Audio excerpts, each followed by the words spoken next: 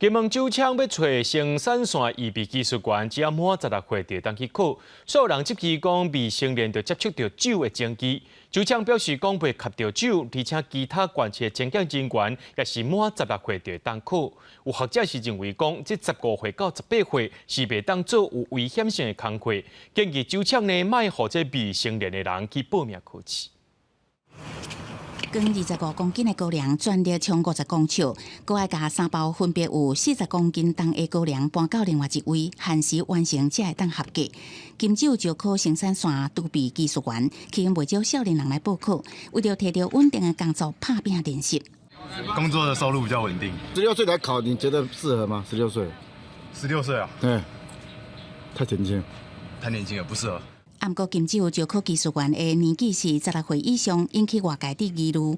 因为互未成年长时间踮伫酒精真侪的酒厂工作，可能影响身心健康。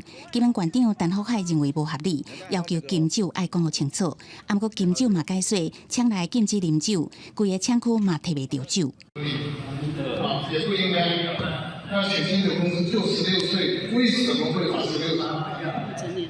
会把16岁这个东西会放出？16岁以上专考，你们不做修正，那他报名了，他权利损失怎么办？我们还是会在这个检测上面，如果确实有疏失的话，应该说有所谓的不说明。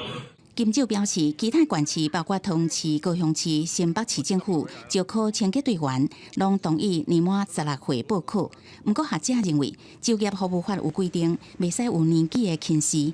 不过，互未成年伫酒厂工作，确实会造成看法无好，有损金酒的形象。他的骨骼还没有发育很健全的情况底下，长期扛重物对他来讲绝对是不好的，可能压缩他的脊椎啊等等之类的。为了符合社会观感，我们是可以把危险性这个工作做一个比较从宽的这个认定，认为这种以扛负重的东西也叫做危险性。陈炳良表示，报考需要跟动做体能测试，代表工作较受伤有风险。